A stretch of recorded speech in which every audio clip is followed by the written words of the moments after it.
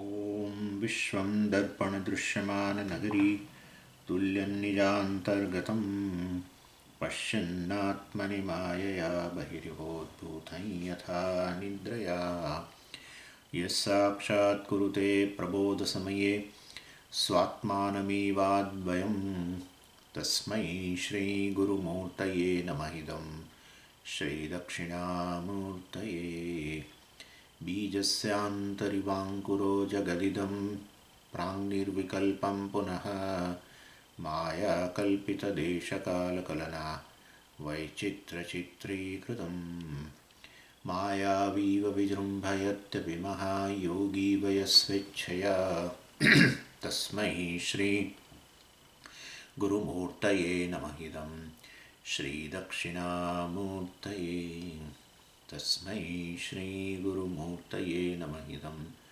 श्रीदक्षिणामूर्तये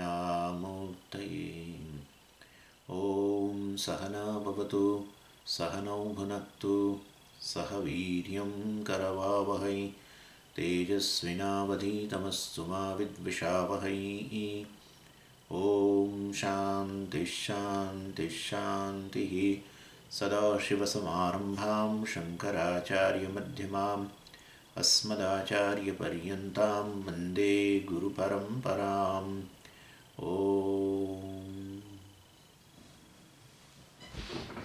આપણે ગઈ વખતે પંચદશીના 8મા અધ્યાયની સમરી જોઈ રહ્યા હતા. એ લગભગ પતી જ ગઈ છે અને એમાં મુખ્યત્વે આપણે જોયું કે કયા કયા ટોપિક ચર્ચાયા. પહેલો તો સૌથી પ્રથમ તો 1 થી 3 શ્લોકની અંદર 8મા અધ્યાય એટલે કૂટસ્થદી પ્રકરણની અંદર ચિદાભાસ અને કૂટસ્થ કે સાક્ષીને સમજાવવા માટે સૂર્ય અને સૂર્યના પ્રતિબિંબ વગેરેનું દૃષ્ટાંત આપવામાં આવ્યું. વિશેષ સૂર્યપ્રકાશ, સામાન્ય સૂર્યપ્રકાશ વગેરેના દૃષ્ટાંતથી સમજાવવામાં આવ્યું. એવી રીતે સામાન્ય ચૈતન્ય એટલે સાક્ષી અને વિશેષ ચૈતન્ય ચિદાભાસ વગેરે એ રીતે સમજાવવામાં આવ્યું. પછી 4 થી 16 શ્લોકની અંદર બીજો ટોપિક સમજાવવામાં આવે, જેમાં સાક્ષી અને ચિદાભાસનો બાહ્ય જગતના સંદર્ભની અંદર કયો ભેદ રહેલો છે એ બતાવવામાં આવ્યું. અને ત્યાર પછી 17 થી 26 શ્લોકની અંદર આંતરજગતના સંદર્ભમાં અર્થાત અંતઃકરણ, મુખ્યત્વે અંતઃકરણના સંદર્ભમાં ચિદાભાસ અને સાક્ષીની પ્રવૃત્તિ વચ્ચે જે ભેદ રહેલો છે એ સમજાવ્યું. અર્થાત કઈ પ્રવૃત્તિના આધારે કોણ પ્રવૃત્તિ કરે છે કહી શકાય. પ્રવૃત્તિ જે છે એમાં પ્રવૃત્તિના આધારે આ પ્રવૃત્તિ ચિદાભાસની છે, આ પ્રવૃત્તિ સાક્ષીની છે. એ રીતે 17 થી 26મા શ્લોકની અંદર આંતરજગતના સંદર્ભમાં સમજાવવામાં આવ્યું.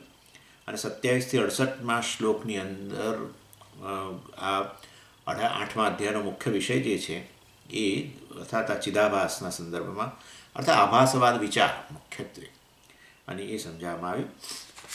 અને કેવી રીતે પ્રતિબિંબ અને અવચ્છેદવાદ કરતાં પ્રતિબિંબવાદ અને અવચ્છેદવાદ કરતાં ભિન્ન છે એ પણ સમજાવવામાં આવ્યું. મુખ્યત્વે 5 આ આભાસવાદના સંદર્ભમાં 5 મુખ્ય વિષયોની ચર્ચા કરવામાં આવી 27 થી 68મા શ્લોકની વચ્ચે.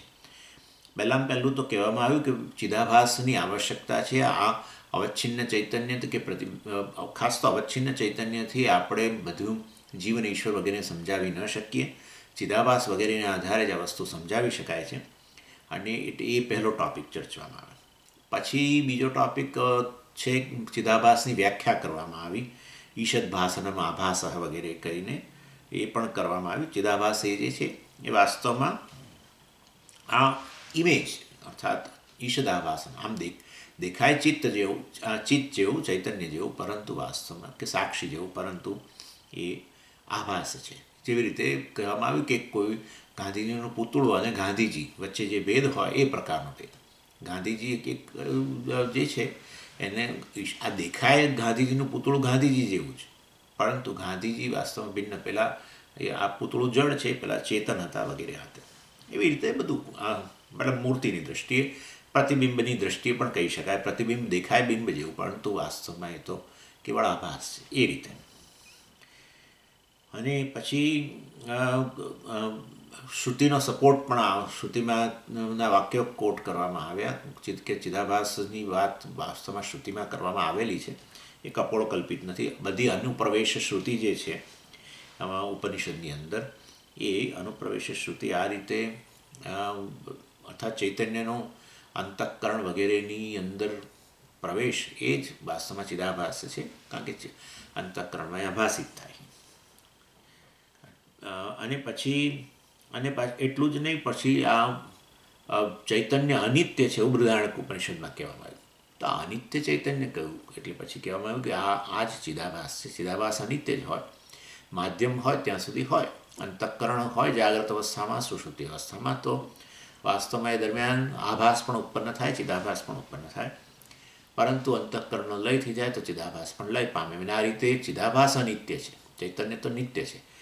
એટલે વાસ્તવમાં એતેભ્યઃ ભૂતેભ્યઃ સમુત્થાય તાની એવ અનુવિનશ્યતિ ન પ્રેત્ય સંજ્ઞા અસ્તિ વગેરે. એમાં બૃહદારણ્યક ઉપનિષદની અંદર આ રીતે ચૈતન્ય ઉત્પન્ન થતું ને નાશ પામતું, ઉત્પત્તિ નાશવાળું ચૈતન્ય, તો પછી એ કેવળ ચિદાભાસ છે. અને આ રીતે શ્રુતિમાં પણ ચિદાભાસની વાત કરવામાં આવી છે, અનુપ્રવેશ શ્રુતિ. અને આવી રીતે આ બૃહદારણ્યક ઉપનિષદમાં અનિત્ય ચૈતન્યની જે વાત થઈ છે એ બતાવે છે કે ચિદાભાસનું પ્રામાણ્ય આ શ્રુતિમાં રહેલું છે. અને ત્યાર પછી મહાવાક્ય, જેમાં જીવ ઈશ્વરનું ઐક્ય છે, એ આભાસવાદને આધારે સમજાવવામાં આવે છે. એ પણ 27થી 68માં રહેલો ટૉપિક છે, ચોથો ટૉપિક છે. અને પાંચમો ટૉપિક છે ચિદાભાસ જે છે એ વાસ્તવમાં મિથ્યા છે, અને અર્થાત વ્યવહારિક સત્ય છે, એને પણ સમજાવવામાં આવ્યું.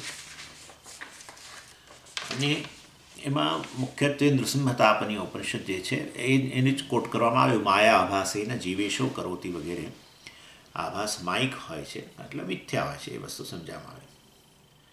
અને આ બધી વસ્તુની ઇમ્પોર્ટન્સ ત્યારે આવે કે જ્યારે તમે આ ત્રણેય વાદની વાત કરતા હો, ત્યારે તમને વાસ્તવમાં આ બધું ત્રણેય વાદની આમ ચર્ચા થઈ રહી હોય ત્યારે આપણને ખ્યાલ આવે કે આભાસવાદ કેટલો મહત્ત્વનો છે. અને જાગ્રત અને સ્વપ્ન અવસ્થામાં ચિદાભાસનો વેશ રહેલો છે. સાક્ષી આવો ચિદાભાસનો વેશ પહેરે છે. જ્યારે સુષુપ્તિની અંદર હું મારો વેશ કાઢી નાખું છું અને આ રીતે હું મારા સ્વરૂપમાં આવું છું.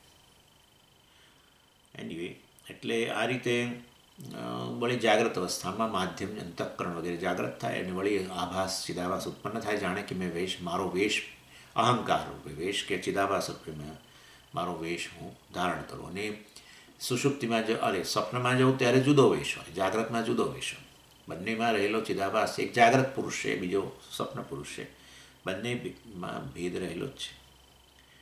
અને આ રીતે બૃહદારણ્યક ઉપનિષદની અંદર સ્વયંજ્યોતિ બ્રાહ્મણ, શારીરિક બ્રાહ્મણ વગેરેમાં બતાવવામાં આવ્યું. આ અવસ્થાઓની વાત કરીને કહ્યું જાગ્રત અવસ્થા, સ્વપ્ન અવસ્થા, સુષુપ્તિ અવસ્થામાં કહેવાયું. સુષુપ્તિ અવસ્થા છે એ લગભગ મોક્ષના અનુભવ, લગભગ મોક્ષની સ્થિતિ એટલા માટે કહે છે લગભગ, કારણ કે અજ્ઞાન રહેલું છે ને. અજ્ઞાન ન હોય તો અર્થાત મુક્તિ પ્રાપ્ત કરો જ છો સુષુપ્તિમાં, પરંતુ હું મુક્ત છું એવું જ્ઞાન નથી. બસ આટલું જ છે. અને જાગ્રત કાળે આટલું જ કરવાનું છે કે હું મુક્ત છું, બસ બંધનમાં નથી.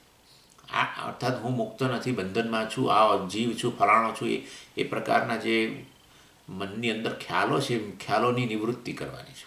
વિવેક ચૂડામણીમાં કહ્યું ને કે આ જેમ તમે હાથની અંદર પેલો બાફેલો આપણે બટાકા બાફીએ, પછી ગરમ ને ગરમ જ એની છાલ ઉતારવી પડે, એટલે ગરમ ને ગરમ હાથમાં પકડી, વરાળ હજુ એમાંથી નીકળતી હોય અને દાજીએ ખરા આપણે, પણ તો મૂકતા નથી નીચે. હજુ દાજો છો આટલું તો મૂકી દો ને.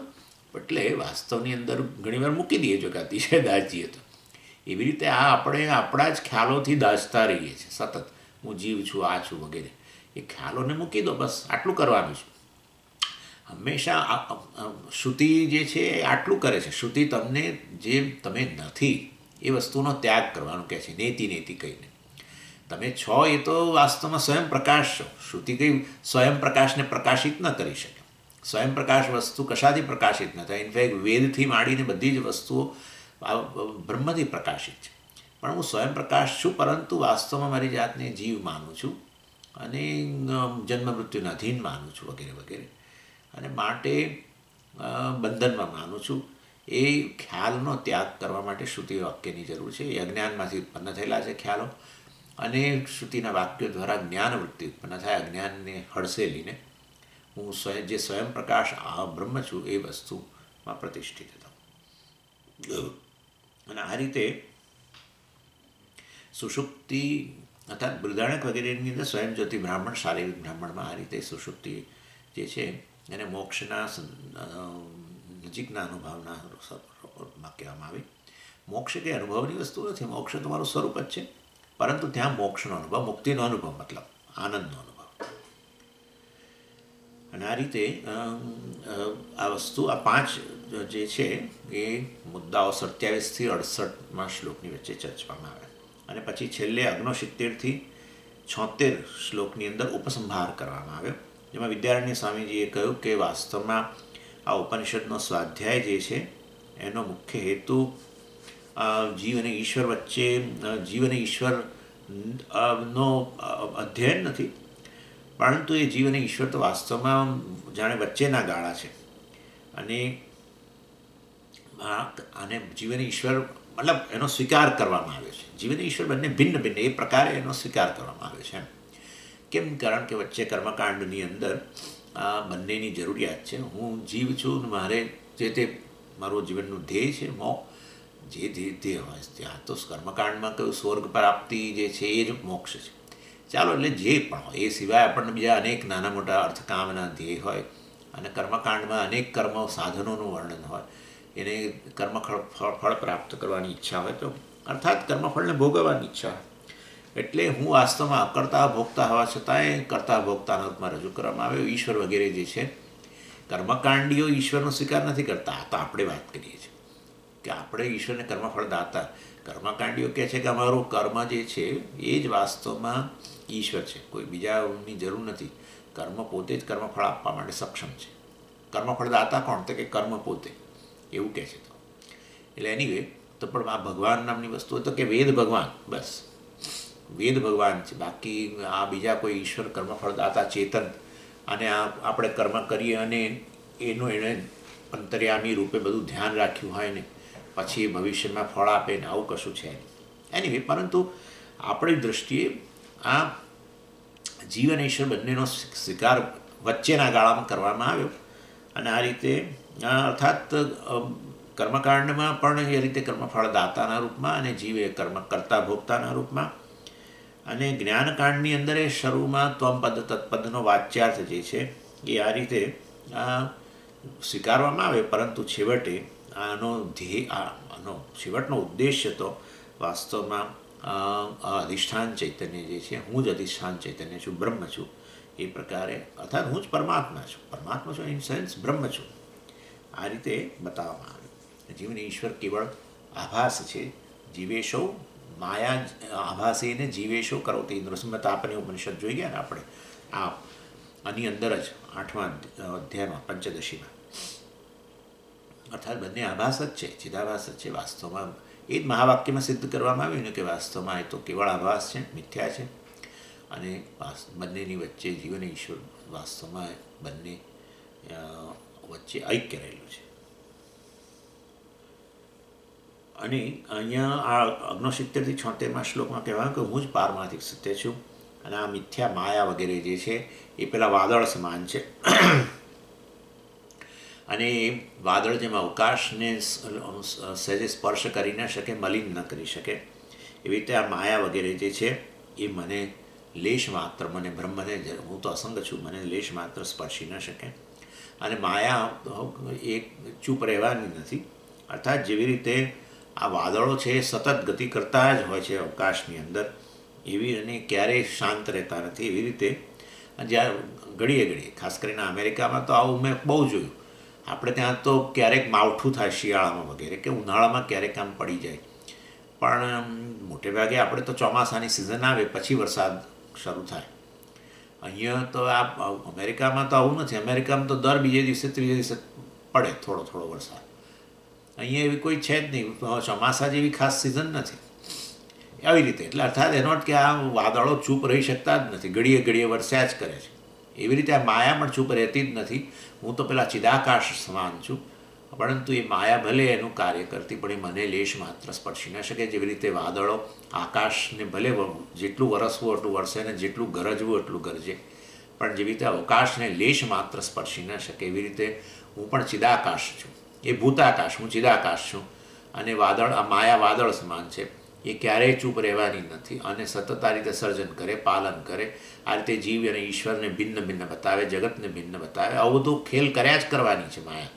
ત્રિગુણમાંથી ત્રિગુણ છે માયા તો, અને આ રીતે ત્રિગુણમાંથી વિવિધ પ્રકારની વસ્તુઓનું સર્જન કરે છે. માયામાંથી સર્જન થશે એટલે માટે માયાવી સર્જન, માયિક સર્જન મતલબ. અને માયિક સર્જન છે માટે મિથ્યા જ છે, કેવળ આભાસ જ છે. પરંતુ એની માટે મને કોઈ પણ રીતે જેમ વાદળ અવકાશને ભીંજવી ન શકે એવી રીતે માયા મને લેશ માત્ર સ્પર્શી ન શકે. એટલે ઈશ્વર ભલે એનું કાર્ય કરે સૃષ્ટિ સ્થિતિ લય રૂપે, ઈશ્વરે માયિક છે. જીવ પણ ભલે સતત પ્રવૃત્તિ કરે કરતા ભોગતા રૂપે, અને આ જગત પણ અત્યંત પ્રવૃત્તિશીલ દેખાય છે. અને આ બધું આવે છે ને જાય છે, જેવી રીતે વાદળ આવે ને જાય આકાશમાં, એવું રીતે આવે છે ને જાય છે. અને આ રીતે પણ મને લેશ માત્ર સ્પર્શી ન શકે. અને આ સાથે અર્થાત છેલ્લે 75મા શ્લોકમાં આમ આ ધ્યાનના મતલબ કહેવામાં આવ્યું, માયા મેઘો જગન્નીરમ વર્ષત્વેશે યથા તથા ચિદાકાશસ્ય નો હાનિ નવા લાભ ઇતિ સ્થિતિ.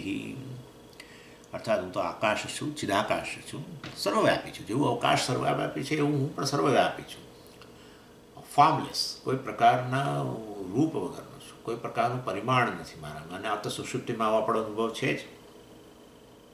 અને અસંગ છું, અર્થાત આ જીવ જગત અને ઈશ્વર ત્રણેયના જે ગુણધર્મો છે એનાથી પર છું. એ તો ત્રણેય વસ્તુઓ માયામાંથી ઉત્પન્ન થયેલી છે. નો હાનિ નવા લાભ ઇતિ સ્થિતિ. હું ચિદાકાશને ક્યારેય કોઈ હાનિએ નથી ને કોઈ લાભ નથી. માયા મેઘો જગન્નીરમ, આ માયારૂપી મેઘ છે. જગન્નીરમ, જગતરૂપી નીર, એટલે બધું આવી ગયું. જીવ જગત અને ઈશ્વરરૂપી નીર કે આ જળ છે, એની ભલે વર્ષતું, એને ભલે વર્ષા કરતું, પરંતુ હું ચિદાકાશ જે છું એને ક્યારેય એનાથી કોઈ હાનિએ નથી, કોઈ લાભે નથી. એટલે વાસ્તવમાં હું તો પૂર્ણ છું, અપરિચ્છિન્ન છું. આવો બધો ખ્યાલ ઉત્પન્ન થાય છે દ્વૈત દ્વારા કે હું મર્યાદિત છું, ઈશ્વર જે છે એ કર્મફળ પ્રદાન કરનારો છે, જગતે મર્યાદિત દેખાય છે. આ બધું આવું જીવ જગત અને ઈશ્વર સતત આવું વિકારી બધું જણાય છે. વાસ્તવમાં કંઈ ખરેખર આ બધી વસ્તુ મને લેશ માત્ર સ્પર્શતી નથી. અને આ સાથે આપણે 8મો અધ્યાય છે એની સમરી પૂરી કરી. અને હવે 9મા અધ્યાયમાં આપણે જઈશું. એને ધ્યાનદીપ પ્રકરણ કહેવામાં આવે છે. પેલું કૂટસ્થદીપ પ્રકરણ હતું, આ ધ્યાનદીપ પ્રકરણ છે. અને આ થોડુંક મોટું છે, આમાં 156 શ્લોક રહેલા છે. પેલામાં આપણે જે જોઈ ગયા 8મો પ્રકરણ, 8મો અધ્યાય પંચદશીનો, એ પ્રમાણમાં નાનું હતું. મને લાગે છે 76 શ્લોક હતા ને? હા, 76 શ્લોક હતા. જ્યારે અહીંયા તો 158 શ્લોક છે. એટલે થોડો મોટો અધ્યાય છે, મોટો પ્રકરણ છે. અને અહીંયા વિદ્યારણ્ય સ્વામી બહુ વિશેષ પ્રકારના વિષયની ચર્ચા કરે છે, જે ક્યાંય જોવા મળતો નથી. એ પ્રકારના વિષયની ચર્ચા કરે છે. આ વિદ્યારણ્ય સ્વામીની ખાસિયત છે. અને આ વિષય જે છે એ આ વેદાંતના જે સાધક છે એને બહુ જ સ્પર્શતો વિષય છે, પણ એની ક્યાંય ચર્ચા જોવા મળતી નથી. ને એ ચર્ચા એમણે અહીં ઉપાડી છે, અને એનું સોલ્યુશન વગેરે પણ, એ સમસ્યા જે એને આ વેદાંતના સાધકને નડે છે એ સમસ્યાનું સમાધાન પણ એમણે આ અધ્યાયમાં આપ્યું છે. પહેલાં તો આપણે આ સમસ્યા શું છે વેદાંતના સાધકની, જે શિષ્ય હોય છે એની શું સમસ્યા છે આપણે જાણવી જોઈએ. એટલે આપણે ખરેખર અધ્યાય શરૂ કરીએ પહેલાં જરા એની થોડી ચર્ચા કરી લઈએ. જ્યારે વેદાંતનું અધ્યયન વગેરે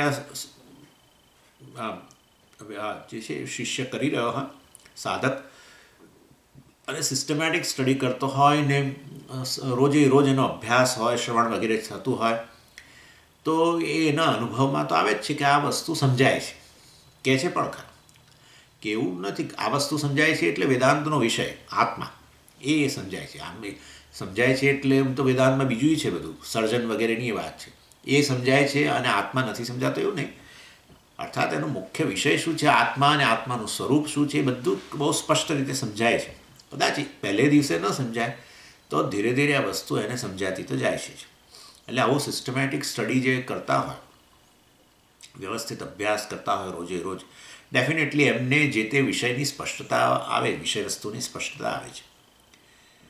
અને વ્યક્તિમાં થોડું બરાબર છે કે એનામાં હવે આપણે જેમ જોયું હતું આ વિવેક ચૂડામણીમાં કહ્યું કે સાધન ચતુષ્ટય સંપત્તિ ઉપરાંત એનામાં થોડીક બૌદ્ધિક શક્તિ વગેરે જોઈએ, થોડો તર્ક કરવાની ક્ષમતા જોઈએ, અને આ બધું અર્થાત થોડી આ વસ્તુને સમજવાની ક્ષમતા જોઈએ. પણ આને હોય તો સમજાય તો ખરું જ, અને સ્પષ્ટ પણ થાય, અને પાછા પોતે કે પણ ખરા કે મને સ્પષ્ટ પણ થયું પણ ખરું.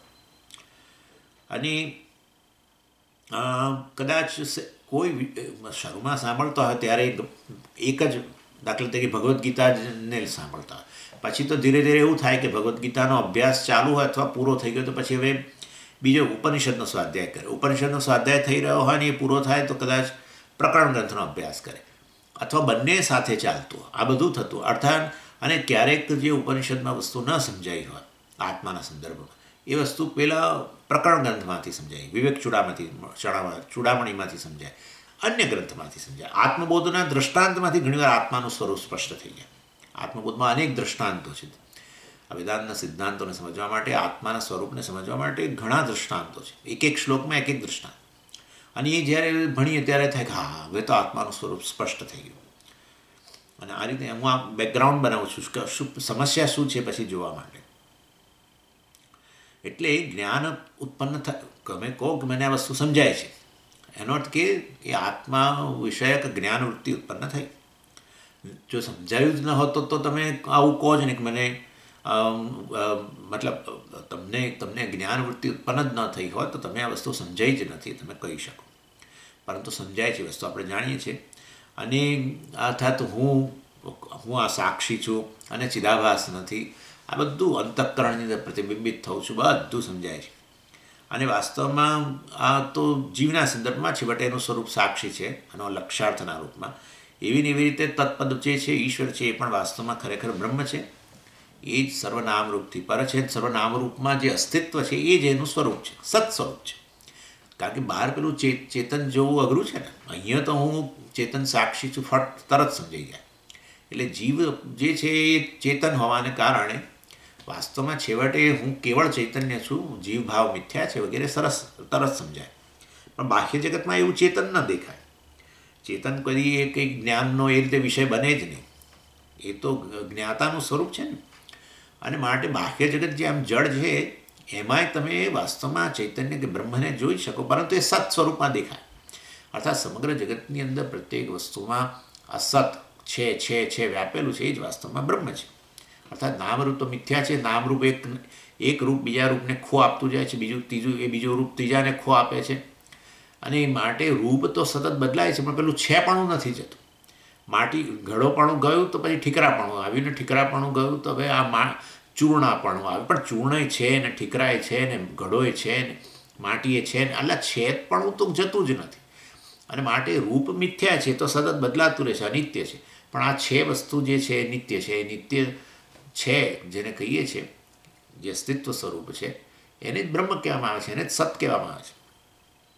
અને માટે બ્રહ્મા જે સત છે એ જ વાસ્તવમાં ચિત્ત છે. કારણ કે હું પણ પ્રત્યેક અનુભવની અંદર હું આ જે ચેતન છું, પ્રત્યેક અનુભવમાં હાજર જ હોઉં છું. અનુભવ જ ન થાય જો આ ચેતન હાજર ન હોય તો.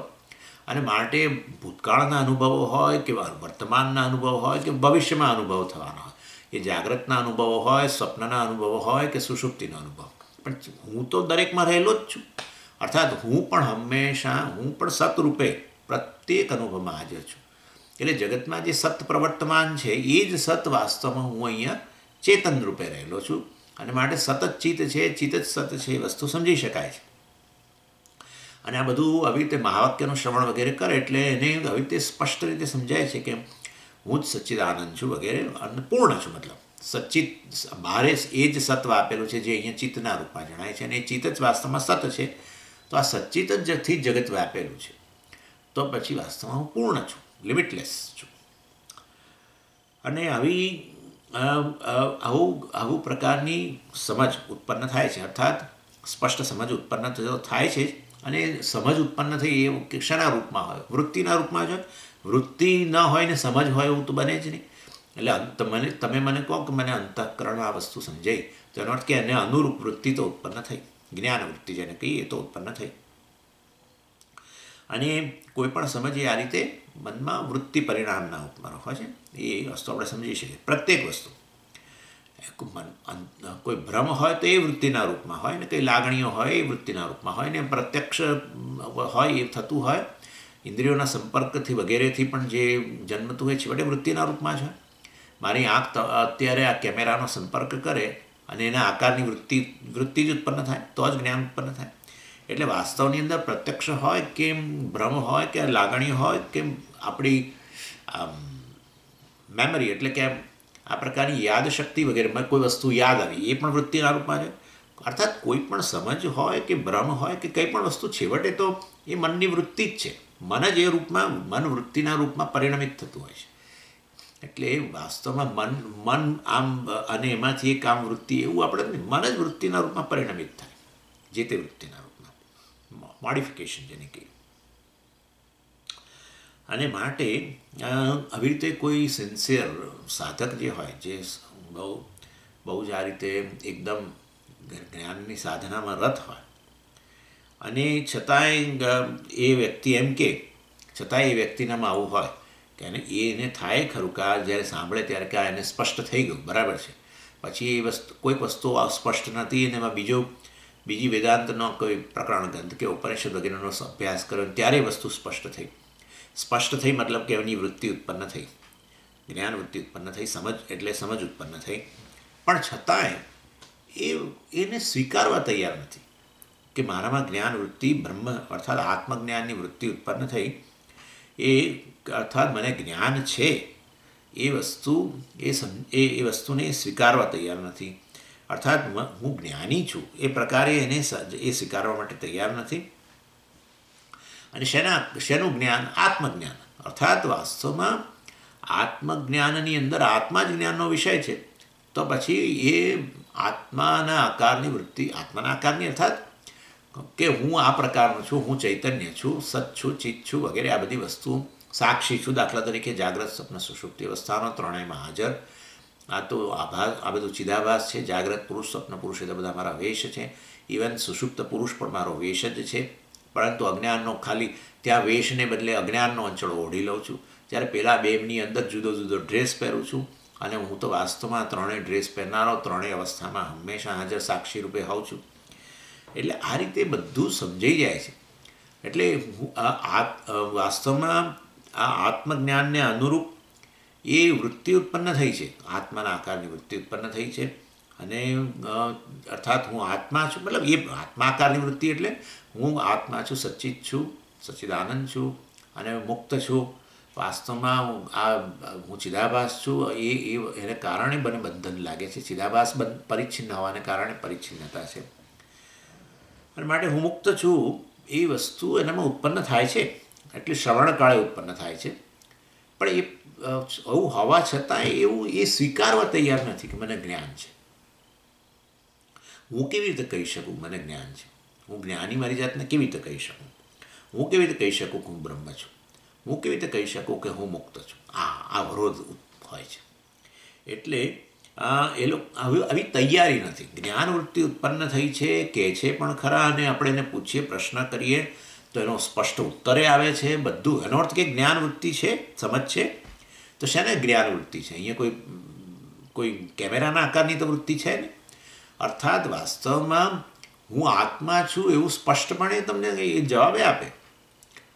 હું ચૈતન્ય છું. આપણે તેમ કહીએ તમે સચ્ચિદાનંદ કેવી રીતે છો, તો બધું સમજાવે કે હું આ રીતે સચ્ચિદાનંદ છું અને આ બધું બાકીનું મિથ્યા છે, અહમ વિષયક અન્ય બધા છે, ખ્યાલ છે, ભ્રમ છે. એ બીજાને સમજાવી શકે. અને માટે ખરેખર જ્ઞાનવૃત્તિ છે જ નહીં તો ક્યાંથી સમજાવ્યું તમે? એટલે જ્ઞાનવૃત્તિ હોવા છતાંય સ્વીકારવા તૈયાર નથી કે મને આ વસ્તુનું જ્ઞાન છે, હું બ્રહ્મ છું, એ મને જ્ઞાન છે, સ્પષ્ટ પણ થયેલું છે, હું મુક્ત છું, એ વસ્તુ સ્પષ્ટ થયેલી છે. પરંતુ એ સ્વીકારતો નથી. આ સમજ હોવા છતાં એમ કહે છે કે એ જ્ઞાન કદાચ કોઈ જુદી વસ્તુ છે. હું જ્ઞાની નથી, હું હજુ મુક્ત નથી. એટલે વાસ્તવ આ પ્રકારે આત્મજ્ઞાન, આત્મ સાક્ષાત્કાર જેને કહો એ થયેલો જ છે, પણ છતાં એ વાસ્તવમાં સ્વીકારતો નથી. અને એ જ્ઞાન તો છે ને સ્વામીજી, એ અપરોક્ષ અનુભવ છે એકદમ. અને અર્થાત અર્થાત હું આત્મા છું, એનાથી અન્ય કશું રહે નહીં એવો પ્રકારનો અનુભવ છે, આવું માને છે. અર્થાત આવું સ્પષ્ટ સમજ હોવા છતાંય અન્યને સમજાવવાની પણ સ્પષ્ટ રીતે ખાતરી હોવા છતાં, મતલબ એવું સમજાવી શકતા હોવા છતાંય, અર્થાત એને જ્ઞાનવૃત્તિ હોવા છતાં પણ એ જ્ઞાનવૃત્તિને જ્ઞાનના રૂપમાં લેવા તૈયાર નથી. એની દૃષ્ટિએ ખરેખર આત્મજ્ઞાન હજુ જુદી વસ્તુ છે.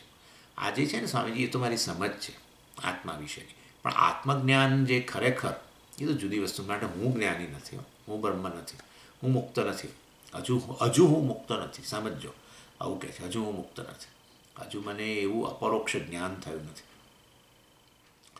અને આ રીતે જ્ઞાનવૃત્તિને જ્ઞાનના રૂપમાં, જ્ઞાનવૃત્તિ એટલે તો પછી જ્ઞાન જ ને, ઘટાકાર વૃત્તિથી જ્ઞાન થતું હોય અને છતાંય કંઈક મને હજુ ગળાનું જ્ઞાન નથી, તો આ શેના જેવી વસ્તુ છે?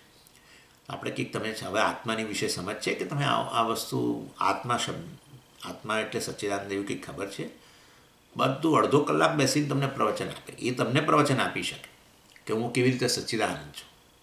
એટલે મતલબ કે હું સચ્ચિદાનંદ છે એના અનુરૂપ જ્ઞાનવૃત્તિ ઉત્પન્ન થઈ છે, પણ છતાંય એમ માને છે કે એ તો બધી સમજ છે મારી, હજુ બહુ બૌદ્ધિક સમજ છે અને હજુ અપરોક્ષ અનુભવ જ્ઞાનનો થવાનો, આ આત્માનો થવાનો બાકી છે, અને માટે હું મુક્ત નથી એવું પણ કહે છે. અને એ રીતે આ સમજ અને વાસ્તવમાં જ્ઞાનને હજુ ભિન્ન માની રહ્યા છે. અને એ એટલે જ્ઞાનવૃત્તિમાં જ્ઞાન બુદ્ધિ જાણે એમનામાં રહેલી નથી, કોઈક પ્રકારના અવરોધને કારણે. તમને એકવાર આવું થઈ જાય ને કે જ્ઞાન કંઈ ભિન્ન વસ્તુ છે, કારણ કે હું કહું કે તમને આવી તમારી સમજ છે તો તમે જ્ઞાની છો, તો કે સ્વામીજી મારી મશ્કરી ન કરો એમ કે. આપણે કહીએ ને કે તમને આટલી સ્પષ્ટ તો સમજ છે કે હું સચ્ચિદાનંદ છું. હા સ્વામીજી, એ સમજ છે, પણ હું જ્ઞાની નથી, હું મુક્ત નથી, હું બ્રહ્મ નથી. અર્થાત કોઈક અવરોધને કારણે જ્ઞાનવૃત્તિ ઉત્પન્ન થઈ હોવા છતાં એ જ્ઞાનવૃત્તિ એ જ્ઞાન છે મારામાં, અને માટે હું જ્ઞાની છું, અને જ્ઞાન બ્રહ્મ વિષયક હોવાને કારણે હું બ્રહ્મ છું, એ હજુ સ્વીકારવા તૈયાર નથી. તમે જોઈ શકો છો ને આ પ્રોબ્લેમ. એટલે હજુ આવું સમજ હોવા છતાંય મને એમ છે કે હજુ ભવિષ્યની અંદર મને આવી જ્ઞાન ઉત્પન્ન થશે. આત્મા જ્ઞાન હજુ ઉત્પન્ન થયું નથી. તો આ તમે બધું સમજાવ્યું બીજાને, ને તમે અત્યારે હું બોલું ત્યારે તમારા મનમાં સ્પષ્ટ થઈ રહ્યું હોય તો એ શું છે ત્યારે? હા, એ છે, પણ એ હજુ સમજ છે, હજુ જ્ઞાન નથી. ઓકે. એટલે હજુ તો હું સાધક છું, મને હજુ આ વિષયની ઘણી જ્ઞાનની ઈચ્છા છે. અને એટલે જ્ઞાન હોવા છતાંય, આત્મજ્ઞાન હોવા છતાંય હજુ આત્મજ્ઞાન ખરેખર ભવિષ્યમાં ઉત્પન્ન થશે એવું માને છે, કોઈક પ્રકારના અવરોધને કારણે. હજુ મારા જીવનનું ધ્યેય છે ત્યાં સુધી પહોંચ્યો નથી. એટલે આ રીતે જ્ઞાન સહિત, બોલો, જ્ઞાન સહિત જ્ઞાન છે છતાં હજુ પોતાને મુમુક્ષુ જ માન્યા કરે છે. જ્ઞાન શેનું છે? બ્રહ્મનું છે. બ્રહ્મ કેવું છે? કે આત્મા મુક્ત છે. એ સમજાવે, બીજાને સમજાવે હું કેવી રીતે મુક્ત છું, ને બંધન તો કેવો ખ્યાલ છે, બધું સમજાવે. 1 કલાક તમે કહો તો બીજો અડધો કલાક આવે, અડધો કલાક પછી આપણે કહીએ કે તમે ઘણું સારું સમજાવ્યું, થોડું બીજું કહો તો વળી સમજાવે કે કેવી રીતે બંધન કે ખ્યાલ જ છે, જીવ પણ એ ખ્યાલ છે, બધું સમજાવે. પણ પછી આપણે કહીએ કે તો તમે જ્ઞાની છો, તમે મુક્ત છો, તો કે ના, એ નહીં સ્વામીજી, એ નહીં. મતલબ અવરોધ છે. ખ્યાલ આવે? આટલું બધું સમજાવ્યું તો એને અનુરૂપ જ્ઞાનવૃત્તિ ઉત્પન્ન થઈ કે ના થઈ મનમાં? સમજ જ્ઞાનવૃત્તિ વગર કેવી રીતે સમજ હોય? એટલે કોઈક પ્રકારનો પોતાના વિશે પણ હીન ખ્યાલ પણ ખરો, અને માટે ભવિષ્યમાં હજુ જ્ઞાન ઉત્પન્ન થશે એવું માને છે. કેમ આવી સમસ્યા છે? કારણ કે એ જ્ઞાનવૃત્તિને જ્ઞાનરૂપે સ્વીકારતો નથી. એટલે જ્યાં સુધી મનની મારી સમજને જ હું જ્ઞાનરૂપે ન સ્વીકારું ત્યાં સુધી હું મુક્ત છું સ્વીકારીશ જ નહીં. જ્ઞાન આત્મવિષયક છે, આત્મા મુક્ત છે, અને છતાંય તમે જ્ઞાનવૃત્તિને જ્ઞાનના રૂપમાં ન સ્વીકારો તો તમે તમારી જાતને જ્ઞાની ન માનો, અને આટલું જ નહીં, તમે તમારી જાતને મુક્ત પણ ન કહો. એટલે વાસ્તવમાં આ રીતે મુક્તિ વિશે મારામાં સ્પષ્ટ ખ્યાલ ઉત્પન્ન થઈ ગયો હોવા છતાંય, આત્મા જ મુક્ત છે, હું મુક્ત છું એવું સ્પષ્ટ ખ્યાલ ઉત્પન્ન થયો હોવા છતાંય આપણે હજુય મુક્તિ માટે ભવિષ્યમાં નજર રાખીએ. આવા સ્ટુડન્ટ્સ જે હોય એણે શું કરવું એ ચર્ચા અધ્યાયમાં છે. એટલે આવા લોકોને ખરેખર જ્ઞાનની જરૂર નથી, પરંતુ આ જે અવરોધ જે છે, જ્ઞાનવૃત્તિ ઉત્પન્ન થઈ હોવા છતાંય જ્ઞાનવૃત્તિને જ્ઞાનના રૂપમાં નહીં સ્વીકારવા રૂપી જે પ્રતિબંધ જે છે, એ પ્રતિબંધની નિવૃત્તિ કઈ રીતે કરવી એ ચર્ચા આ અધ્યાયમાં છે. એ લોકોએ જે જ્ઞાનવૃત્તિ ઉત્પન્ન થઈ છે, જેને સમજ કહે છે, એ જ વાસ્તવમાં એને સ્વીકારવી જોઈએ. અને એના માટે એને ખ્યાલ છે કે હું બ્રહ્મ છું, એ પ્રકારે આ વાસ્તવમાં એ સમજાવે છે બીજાને. અને અર્થાત એ અહમ બ્રહ્માસ્મિ આટલું સમજાવતો હોય તો હું બ્રહ્મ છું એવું કે પોતાને કહેવામાં આવે શું તકલીફ છે, પણ એ નથી. એ કોઈક પ્રતિબંધને કારણે ના પાડે છે. હું બ્રહ્મ છું એવું સમજાવે છે બીજાને, કે હું બ્રહ્મથી અન્ય નથી એવું બીજાને સમજાવે છે. તો પછી તમારી એના બ્રહ્મ વિષયક વૃત્તિ ઉત્પન્ન થઈ કે નહીં? બ્રહ્મ વિષયક જ્ઞાન છે કે નહીં? તમને છે ને. અને બ્રહ્મ હું એવું બ્રહ્મને બીજાને સમજાવે ને ત્યારે પાછું આવું હોય કે હું જ બ્રહ્મ છું, બીજું બ્રહ્મ અન્ય વસ્તુ તરફ નજર રાખવાની જરૂર નથી એવું બીજાને સમજાવે. બ્રહ્મ એ કંઈ જ્ઞાનનો આ રીતે વાસ્તવમાં મનની વૃત્તિનો વિષય નથી, અને ખરેખર બ્રહ્મ તો મારું સ્વરૂપ છે વગેરે વગેરે. અને આ બધું સમજાવ્યા છતાં પણ એ કોઈક અવરોધને કારણે હું બ્રહ્મ છું એવું કહેવામાં નાના અનુભવે છે. આમ તો અનેક પ્રકારના અવરોધો હોય. કેટલાક બહુ જાણીતા અવરોધ હોય. એ જાણીતા અવરોધ હોય ને તો આપણે એનો ઉપાય કરીએ. દાખલા તરીકે પહેલો એક અવરોધ જે છે એ પ્રમાણ અસંભાવના કહેવાય. પ્રમાણ અસંભાવના અર્થાત વેદાંતનું અર્થઘટન, વેદાંત શાસ્ત્રના અર્થઘટન વિશે જે પણ સમસ્યા હોય, સંશયો હોય, ગૂંચવણો હોય, એ ગૂંચવણો જે છે એને પ્રમાણ અસંભાવના. પ્રમાણ એટલે શાસ્ત્ર, વેદાંત શાસ્ત્ર. એમાં અસંભાવના એટલે એમાં આ પ્રકારના સંશયો વગેરે હોય. અને એ ન હોય ઘણી. કેમ? તો કે ભાઈ શંકરાચાર્યજીએ અર્થઘટન કર્યું છે એ બરાબર છે. શંકરાચાર્યજીએ કહ્યું કે વાસ્તવમાં જીવ જ બ્રહ્મ છે, હું જ બ્રહ્મ છું. અને એ વસ્તુ બહુ કન્વિન્સિંગ છે. એમાં મતલબ કે એમાં મને કોઈ સંશય નથી. તો પછી પ્રમાણ અસંભાવના રૂપી દોષ તમારામાં રહેલો નથી, નક્કી થઈ ગયો. અર્થાત એ પ્રકારનો અવરોધ નથી. બીજું મતલબ એ તમારા મનમાં હોય, જો આવો સંશય હોય ને પ્રમાણ વિશે, શાસ્ત્ર વિશે, તે તો તમારા અનુભવનો જ વિષય હોય. તમને ખબર જ હોય કે આવું છે મારા મનની અંદર. બીજું છે પ્રમેય સંભાવના. પ્રમેય સંભાવના એટલે શાસ્ત્ર તો કહે છે કે હું જ બ્રહ્મ છું, પરંતુ મને હજુ આમ બુદ્ધિમાં બેસતું નથી, હું બ્રહ્મ કેવી રીતે હોઈ શકું વગેરે. એટલે તર્કથી એને બધું સમજાવવું પડે કે જુઓ ભાઈ, આ વાસ્તવમાં બ્રહ્મ એટલે પૂર્ણ, લિમિટલેસ. જો આવું બ્રહ્મ અસ્તિત્વમાં ધરાવતું હોય તો એ ખરેખર એણે મારો સમાવેશ કરવો જોઈએ કે ન કરવો જોઈએ? મને છોડીને બ્રહ્મ કેવી રીતે હોઈ શકે? અર્થાત વસ્તુ અનંત હોય તો એમાં તમારો સમાવેશ થઈ જ ગયો હોય. અને બ્રહ્મને ચૈતન્ય કહેવામાં આવ્યું છે વાસ્તવમાં. તો જ્ઞાનમ બ્રહ્મ પ્રજ્ઞાનમ બ્રહ્મ, તો પછી વાસ્તવમાં હું પણ ચેતન જ છું. અને બ્રહ્મનો મારો બ્રહ્મમાં સમાવેશ થઈ જતો હોય, અને હું પણ ચેતન હોઉં ને બ્રહ્મ પણ ચેતન હોય, તો વાસ્તવમાં હું જ બ્રહ્મ હોઈ શકું. અને પાછું આપ અનુભવમાં બતાવે કે આ બધી જે મર્યાદાઓ તને લાગે છે, જેને કારણે તું તારી જાતને બ્રહ્મ નહીં પણ જીવ તરીકે કે એક વ્યક્તિ તરીકે અપૂર્ણ તારી જાતને જાહેર કરું છું. પણ એ અપૂર્ણતાનો અનુભવ પાછો જતોય રહે છે જાગ્રત કાળમાં. અને તું આનંદનો અનુભવ કરું જ છું, સંપૂર્ણતાનો અનુભવ કરું જ છું. સંપૂર્ણપણે મર્યાદામાંથી મુક્ત થયા વગર આનંદનો અનુભવ કેવી રીતે થાય? ઉણપ હોય અને આનંદ હોય એવું, ઉણપની સભાનતા હોય અને આનંદ હોય એવું તો બને જ નહીં. કોઈપણ રીતે ઉણપની સભાનતા જતી રહે તો જ આનંદનો અનુભવ થાય. આવો અનુભવ સુષુપ્તિમાં થાય છે, આવો અનુભવ જાગ્રત કાળે પણ થાય છે. એટલે એનો અર્થ એવો થયો કે કદાચ આ અપૂર્ણતાનો ખ્યાલ જે છે એ વાસ્તવમાં મતલબ એ ભ્રમ જ હોવો જોઈએ. અને અર્થાત તર્કથી પણ આ વસ્તુને સમજીએ, આપણા અનુભવનું વિશ્લેષણ કરીએ શાસ્ત્રની મદદ વગેરેથી, આચાર્યની મદદથી, તો લાગે કે ના વાસ્તવ આ તો સાચું તો છે. શાસ્ત્ર તો કહે છે કે હું બ્રહ્મ છું, અને એ વસ્તુ તર્કબદ્ધ પણ છે. તો પ્રમેય અસંભાવના રૂપી અવરોધ હવે ન રહ્યો. પ્રમેય એટલે બ્રહ્મ, પ્રમાણ એટલે શાસ્ત્ર.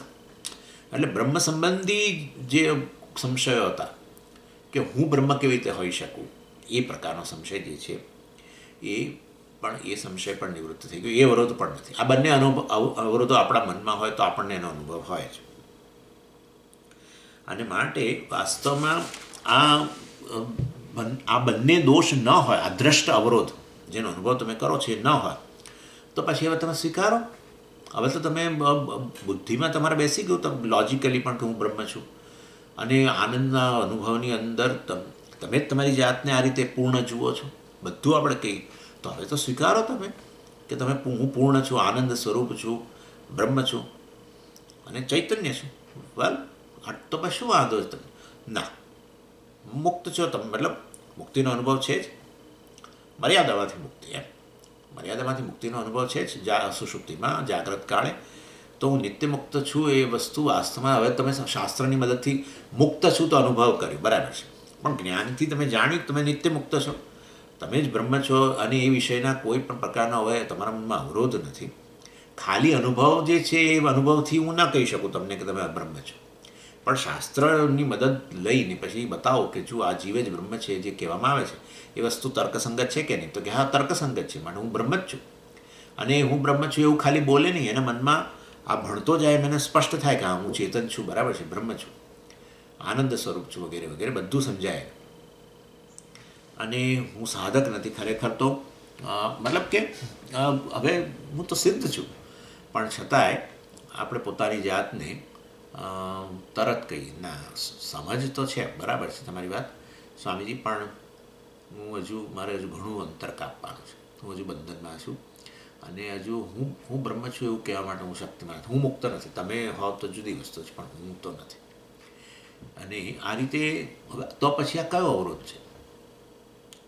શાસ્ત્રની સમજનો અવરોધ છે? ના, એ તો ક્લિયર છે. તો તમને આ તર્કસંગત લાગતું નથી? ના, એ તો બધું બહુ સ્પષ્ટ થઈ ગયું હતું.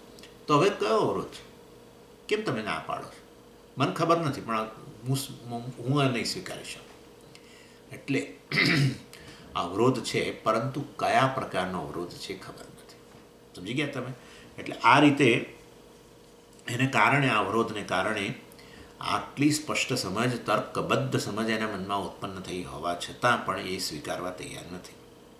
જ્ઞાનવૃત્તિ ઉત્પન્ન થયેલી છે, શ્રવણકાળે એને જ્ઞાનવૃત્તિ ઉત્પન્ન થાય છે, બીજાઓને સમજાવે ત્યારે પણ એ સમજાવે કેવી રીતે?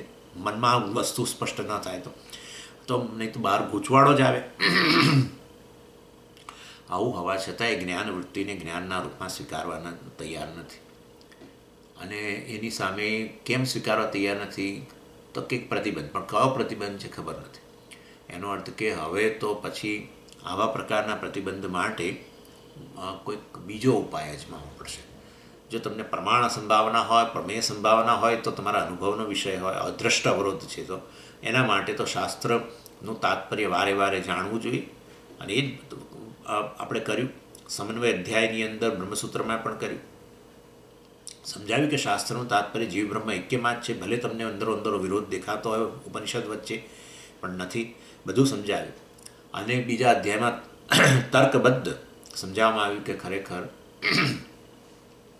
કેવળ શાસ્ત્રનો આધાર નહીં, કેવળ તર્કનો આધાર લઈને પણ તમે સમજાવી શકો કે હું વાસ્તવમાં બ્રહ્મ છું. એ દ્વિતીય અધ્યાયમાં પણ આપણે કર્યું. અને એટલે આટલું બધું, એટલે હવે કોઈ દ્રષ્ટાવરોધ રહ્યા નથી, તો પછી તમે તમારી જાતને મુક્ત કહેવામાં કેમ નાના અનુભવ છો? એ ખબર નથી સ્વામીજી. પણ હું તમે કહો કે હું સમજી ગયો છું કે નહીં, તો હું કહીશ કે હું સમજી ગયો છું. તો પછી તમને સમજ્યા છો તો એ સમજ અને જ્ઞાન વૃત્તિમાં તમને કેમ ભેદ લાગે છે? એ ખબર, સમજ અને જ્ઞાનને તમે ભિન્ન માનો છો? હા, મને તો એવું લાગે છે કે બે ભિન્ન છે. સમજ અને જ્ઞાન ભિન્ન વસ્તુ છે? તમારા મનની સમજ અને આ જ્ઞાન જુદી વસ્તુ છે? જ્ઞાન જ સમજ છે, બીજું શું છે? એનાથી અન્ય બતાવો. કોઈ પણ સમજ કઈ શેના રૂપમાં રહેલી હોય એ તમે જ મને કહો. હા, એ હોય તો વૃત્તિના રૂપમાં. શેની સમજની વાત ચાલે છે? આત્માની સમજ. તો કઈ વૃત્તિ હોય? આત્મજ્ઞાન જ હોય ને, બીજું શું હોય? અર્થાત હું મુક્ત છું આટલું તમે સ્પષ્ટપણે બીજાઓ નહીં કહો છો, તમે તમારી જાત, તમે આ સમજીએ જાઓ છો શ્રવણ કાળે, તો સ્વીકારો કે ખરેખર જ્ઞાન ઉત્પન્ન થયું છું, જ્ઞાની છું, મુક્ત છું, બ્રહ્મ છું. હવે સ્વીકાર? ના, પણ હજુ મારે શ્રવણ વગેરે કરવું પડશે. મને નથી લાગતું કે હું બ્રહ્મ છું. હજુ મને એવો અપરોક્ષ અનુભવ નથી. એમ કે એટલે કેમ તમને આવું થાય છે એ ખબર નથી, પણ મને હું સ્વીકારવા તૈયાર નથી. એટલે વિદ્યાર્થી સ્વામી કહે કે ભાઈ મારે તમને આ 9મા અધ્યાયમાં એના માટે કંઈક ઉપાય બતાવવો પડશે. આ અદૃષ્ટ અવરોધ છે, દ્રષ્ટાવરોધ નથી, આ અદૃષ્ટાવરોધ છે. અને માટે અમારે તમને કંઈક કંઈક ઉપાય બતાવવો પડશે જેને કારણે તમે સ્વીકારી શકો. એટલે ભાષ્યકાર વિદ્યારાયણ સ્વામીજી કહે છે, જો તમારે માટે જ્ઞાનવૃત્તિ ઉત્પન્ન થઈ હોવા છતાં પણ વાસ્તવમાં તમે એ જ્ઞાનવૃત્તિને જ્ઞાનના રૂપમાં સ્વીકારતા નથી, એ કોઈક અવરોધને કારણે છે, તો આટલો ઉપાય છે કે એ જ્ઞાનવૃત્તિ ભલે તમારા માટે હજુ આભાસ જ હોય, ખરેખર જ્ઞાનવૃત્તિ જ છે, પરંતુ તમે એને જ્ઞાન રૂપમાં સ્વીકારતા નથી, તો તમારા માટે તે જ્ઞાનવૃત્તિ આભાસ રૂપ જ છે. તો પછી એ જ્ઞાનવૃત્તિ જે આભાસ રૂપ જણાય છે એની ખાલી આવૃત્તિ કર્યા કરો, બસ આટલું કરો. જ્ઞાનવૃત્તિ જે જ્ઞાનવૃત્તિ તમારામાં જે આભાસ રૂપે રહેલી છે, હું બ્રહ્મ છું એવું તમે અન્યને સમજાવી શકો છો અને તમને પણ સ્પષ્ટ થાય છે શ્રવણ કરો ત્યારે. તો પછી એ જ્ઞાનવૃત્તિને તમે જ્ઞાનના રૂપમાં ન સ્વીકારતા હોવ તો એની સામે કંઈક અવરોધ છે, બરાબર છે. તો એ જ્ઞાનવૃત્તિ જે ભલે તમારા માટે આભાસ રૂપ હોય, પરંતુ એની આવૃત્તિ કર્યા કરો, બસ આટલું કરો. આ વસ્તુને આવી આવૃત્તિ કરવાને કારણે એ જ જ્ઞાનવૃત્તિ જે છે એ જ્ઞાનવૃત્તિને હવે તમે સ્વીકારતા થઈ જશો. શેના રૂપમાં? જ્ઞાનના રૂપમાં. બસ આટલું છે. એટલે તમારા માટે જે ખાલી એક જ્ઞાનનો આભાસ જ છે. ના, અમને તો એવું નથી કે જ્ઞાનનો આભાસ છે, તો પછી તમે બ્રહ્મ છો નક્કી થઈ ગયું તો બોલો ને. ના, પણ એ થયું તો છે આમ, પણ હજુ હું બ્રહ્મ છું, હું મુક્ત છું, ના નથી. બસ આવો ખ્યાલ આવ્યો. એટલે હજુ તમારા માટે જ્ઞાનવૃત્તિ હજુ આભાસના રૂપ છે. તમારા માટે જ્ઞાનવૃત્તિ હજુ કોઈ ભવિષ્યમાં આવનારી કોઈ બીજી વસ્તુ છે એવું તમે માનો છો. આ મહાન ભ્રમ છે, પરંતુ તમે એવું માનો છો કે જ્ઞાનવૃત્તિ તો ઉત્પન્ન થશે જ, બરાબર છે, પણ આ અત્યારે જે છે ને એ જ્ઞાન નથી. ભવિષ્યમાં કોઈક વિશેષ પ્રકારની જ્ઞાનવૃત્તિ ઉત્પન્ન થશે, કંઈક અપરોક્ષ ઉત્પન્ન થશે, અને માટે એની આવૃત્તિ કરવાનું કહે છે, જેને વાસ્તવમાં ઉપાસના કહેવામાં આવે છે. આ જ્ઞાનવૃત્તિ જે આભાસ રૂપ છે એની કેવળ આવૃત્તિ કર્યા કરવી. અહમ બ્રહ્માસ્મિ જે છે, હું બ્રહ્મ છું એવું કહી દો. ના, હું તો નહીં કહું, કંઈ વાંધો નહીં. તમારા માટે અહમ બ્રહ્માસ્મિ જે વૃત્તિ જે છે, ભલે તમારામાં ઉત્પન્ન થયેલી છે ભૂતકાળમાં, પણ અત્યારે તમે એને સ્વીકારવા તૈયાર નથી. અને આ રોજ શ્રવણ કરો તો રોજ આવું તો છેવટે થાય છે. તમે બોલો ખરા, ક્લાસ પૂરો થાય ઘણી વાર બોલે, સમજ્યા? તો બહુ સ્પષ્ટ થઈ ગયું, આ તો બહુ સ્પષ્ટ થઈ ગયું, બધું બોલીએ છીએ. અને આપણે આપણી જાતે બીજું કંઈક શ્રવણ કરતા હોઈએ તો એ સ્પષ્ટ થાય છે. તો અહમ બ્રહ્માસ્મિ જ વૃત્તિ ઉત્પન્ન થઈ છે, પણ છતાં એ વૃત્તિને, જ્ઞાનવૃત્તિને તમે, બ્રહ્મવૃત્તિને તમે, આત્મવૃત્તિને તમે સ્વીકારવા તૈયાર નથી. તો ખાલી હવે આટલો જ ઉપાય છે કે એની આવૃત્તિ કર્યા કરો, એની આ ઉપાસના કરો. હું અહમ બ્રહ્માસ્મિ, અહમ બ્રહ્માસ્મિ, અહમ બ્રહ્માસ્મિ, અહમ બ્રહ્માસ્મિ, એ રીતે આવૃત્તિ કરો. એને નિર્ગુણ બ્રહ્મ ઉપાસના કહેવામાં આવે છે. સમજ્યા? આમ નિર્ગુણ બ્રહ્મની ક્યારે ઉપાસના ન થાય, જેમાં ગુણ ન હોય, કશું ન હોય, એની ઉપાસના કેવી રીતે થાય? સગુણ બ્રહ્મની ઉપાસના થાય, વિરાટના રૂપમાં ઉપાસના થાય, કોઈ એક વિશેષ રૂપમાં એની ઉપાસના થાય, વિભૂતિના રૂપમાં ઉપાસના થાય, પણ એ તો બધી સગુણ બ્રહ્મ ઉપાસના છે. પરંતુ આ તો નિર્ગુણ બ્રહ્મની ઉપાસના શક્ય ન હોય. નિર્ગુણ બ્રહ્મનું તો આત્મરૂપે જ્ઞાન જ હોય, પરંતુ એ જ્ઞાનવૃત્તિ હોવા છતાં પણ એ જો ન સ્વીકારતા હોય તો એ જ્ઞાનવૃત્તિ એના માટે આભાસ રૂપ જ હોય, તો એની આવૃત્તિ કર્યા કરવાનું કહે છે. એટલે જ્ઞાનવૃત્તિ આમ તો શું છે, જ્ઞાનવૃત્તિની આવૃત્તિ હું તમને સમજાવું છું, નિધિધ્યાસન કરતાં જુદું છે. જ્ઞાનવૃત્તિ ઉત્પન્ન થઈ એને જ્ઞાનના રૂપમાં લો, ચાલો એ તમને કહું છું. એટલે જ્ઞાનવૃત્તિની આવૃત્તિ જે છે એ જ્ઞાનવૃત્તિને તમે સ્વીકારતા ન હો તો પછી એની આવૃત્તિ કરવાનું કહે છે. તમારા મનમાં હવે તરત પ્રશ્ન ઊભો થવાનો, સ્વામીજી તો નિધિધ્યાસન શું છે? એમાં આવૃત્તિ જ છે. હું બ્રહ્મ છું એ પ્રકારની આવૃત્તિ જ કરવાની છે ને, એને જ તો તમે નિધિધ્યાસન કહો છો. નિધિધ્યાસન અને આ ઉપાસનામાં ભેદ એટલો જ છે, બંનેમાં જ્ઞાનવૃત્તિની આવૃત્તિ છે, પરંતુ જ્ઞાનવૃત્તિને જ્ઞાનવૃત્તિના રૂપમાં જ સ્વીકારી લઈએ કે જ્ઞાન જ છે, પરંતુ પેલી વિપરીત ભાવનાને કારણે હું મારી જાતને દેહ માનું છું, અને માટે પેલી જ્ઞાનવૃત્તિ જાણે કે જતી રહી હોય એવું દેખાય છે. ત્યારે વાસ્તવમાં આપણે એ વિપરીત ભાવનાનો ત્યાગ કરવા માટે વળી પાછું એ જ્ઞાનવૃત્તિને લાય. પણ તમારા મનમાં તો છે કે જ્ઞાન ઉત્પન્ન થઈ જ ગયું છે, હું બ્રહ્મ છું એ વસ્તુ નક્કી છે, પરંતુ પહેલી અનેક